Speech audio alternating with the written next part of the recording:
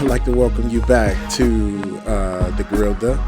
Again, the music in the background is produced by myself, Elijah Acre, and cannot be used without the consent of myself. Or just holla at me. Anyway, this is my, and I'll try to do this weekly, my weekly COVID update. Of course, the world has gone to hell in a handbag.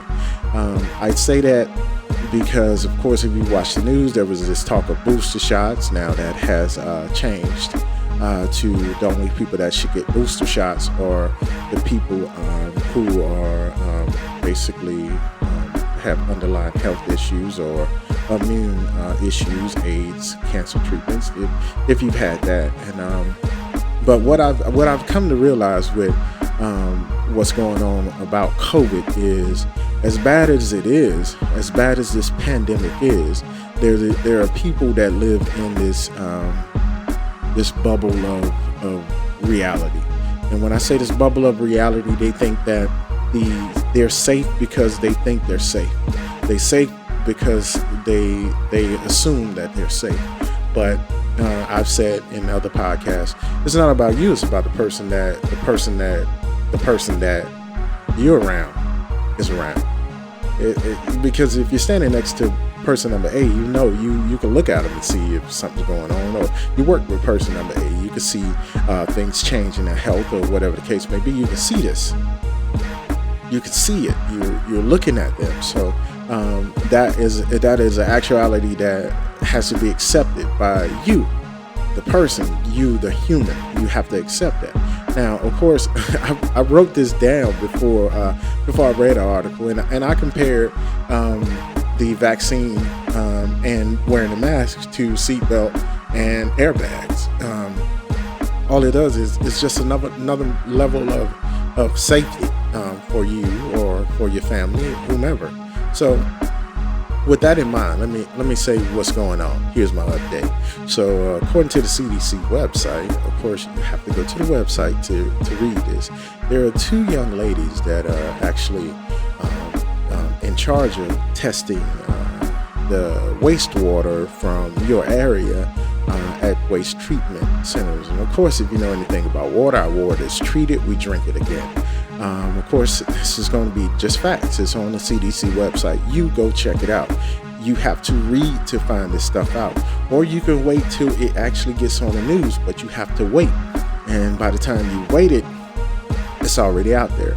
So what these two young ladies do, they go around, they're testing the water that's coming from your area for the amount of COVID or remnants of COVID, the virus in it. And they determine that whether there's an outbreak in your area by the amount of the virus that they test for. I'm not getting into the science side of it because they went into just introducing these young ladies and their passion for working for the CDC, which you have to have a passion for. You have to have a passion anytime you're dealing with the health of the world.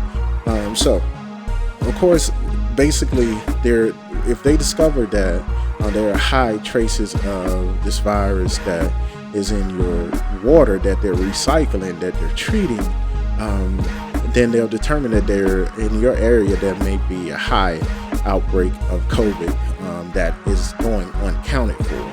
A high outbreak of COVID where no one is getting treated or having symptoms or having to go to the doctor. So they determine that. Now, that's all I'll do about that article because it's true and it's interesting. But on the flip side of that, once it becomes public, if you don't hear this podcast or you come back to this podcast, you have to ask yourself if COVID can be tested in water and our water is recycled.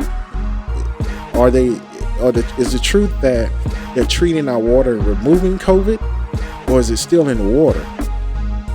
That's a question for the scientists, but you have to ask yourself once you read the article, if you read it, that is the question. Is it still in the water that we drink, that we use? And how much is it that's still in the water? And if you tell me you've cured it and can remove it from the water, hey, we got a hope, because I know you're not putting vaccine in water. If it can be removed from the water or treated in the water, then maybe we're going about this a whole nother way. And if it cannot be removed or treated from the water, we're going about this a whole another way, or we're going about, not the wrong way, I can't say the wrong way, just another way, because if people with COVID, because everybody has to use the bathroom, and they say diarrhea is actually a part of COVID. So if you're sick and your body is trying to get rid of this virus where it's in your fecal matter, which, come on, we do know what this is about. It's a lot of viruses remain in our feet. We waste them out. It comes out at waste. When our body starts to fight, it fights on every level. It fights on every level.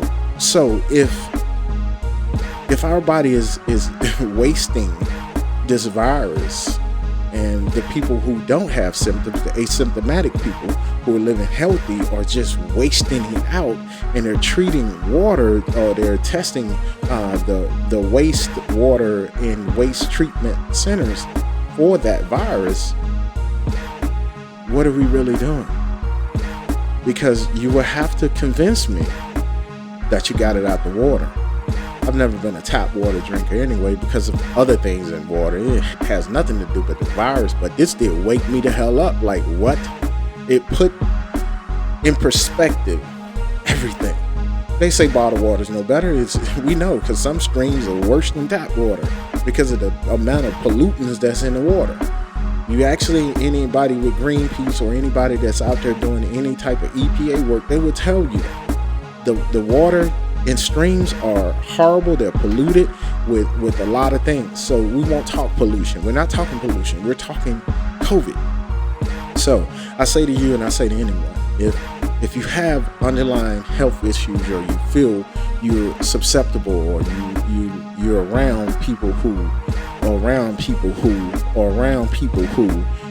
that don't care, hey, get the vaccine. Now, if you want to tell me that you're anti-vaxxer and you're against the vaccine, you're a fool. You were born in this country. You got vaccine running all through your blood. Your whole life has been vaccine. You would not be walking if it wasn't for vaccine. You would not be walking around. I read one article, and notice I'm going to say read. I read an article, and it probably was on the news, and it was all video for y'all, about Candace Owens, who wanted to get tested for COVID, and the lady turned it down. I mean, at this point, COVID is just a moneymaker. It's a private business. The test part, it's a private business. So let them do what they want to do. But the whole thing was, the lady was pretty much mad that she was an anti-vaxxer. Now, they talked about it, they called her anything. Now, just imagine that if that type of stupidity became racial, and they weaponized that stupidity, and you walked in to get a test or a shot, and they say, well, how do you feel about the vaccine? And you say something, you say how you felt, but you still want to get tested. And they say to you, well, I'm not going to test you because of what your first question you answered. I say, how do you feel about vaccine? And you say you don't believe in it. And like, man, you would be pissed off. So let's be honest about that. They did it. It's a public thing. It's out there. They denied this lady a test. Maybe she feel like somebody that she knows, that knows somebody, that knows somebody, that knows somebody, keep going down the line, has been around the virus, and she want to get tested. No matter who you are, you should get tested, but also no matter who you are, you could choose to deny people for whatever publicity you want to, but at the end of the day, this epidemic, this pandemic, it will keep progressing, and it will progress into more ignorance and stupidity until we get back to the root of this country, racism.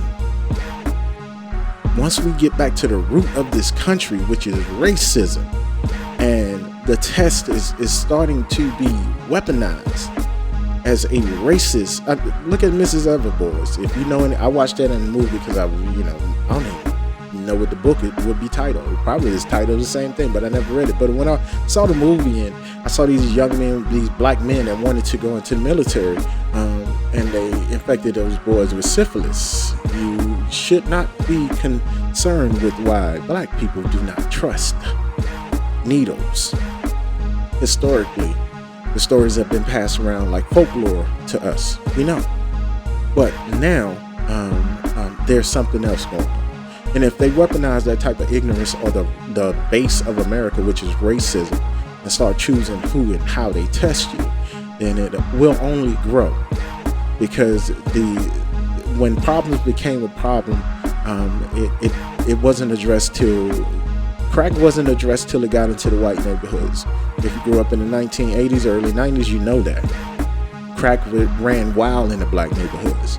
When it hit the white suburbs, they start trying. It was over. They wanted to shut that thing down. That was the whole goal. Let's shut it down. Shut it down, because it's causing too many white lives. This virus doesn't care about your color. It does care about your blood. It does care about your health. America has the largest obesity rate on this planet. It does care about your health. I'm a black man and we don't go to the doctor, but we also don't take care of ourselves. We medicate ourselves with alcohol, cigarettes, and drugs. That's what we do. Large percentage of us. That's how we do it. Now, if you're one of those people that I just described and you're an anti-vaxxer, wake up. Wake up. Because the first thing is your health. You are your health. Your health, as they say, is your wealth. But COVID has, they're testing for it on every level that they can. Every level that they can. And as long as they keep testing for it on every level that they can, you have to protect yourself on every level that you can. Vaccine, exercise, diet, watch what you eat, watch who you're around. Don't be around people that are around people that are around people that are around people that don't care about COVID and the transmission rate of this very horrible, very life-deafening instance in history. Don't. Because if you choose to, you're human, it's your choice. But you have to take care of yourself and your family. Again, that's my take. That's my weekly take on COVID. Come back next week if you hear this. Of course, I'll be doing some reading during the week, and I'll do another update. But as it stands right now, the CDC is on another wonderful trip trying to help us. They stopped the booster shots between them and the FDA. There was a whole issue, but they stopped it because they don't know what a third shot would do to you or us. So take care of yourself, take care of others. Again, this is the Grilder. Thank you for listening, and see you next week.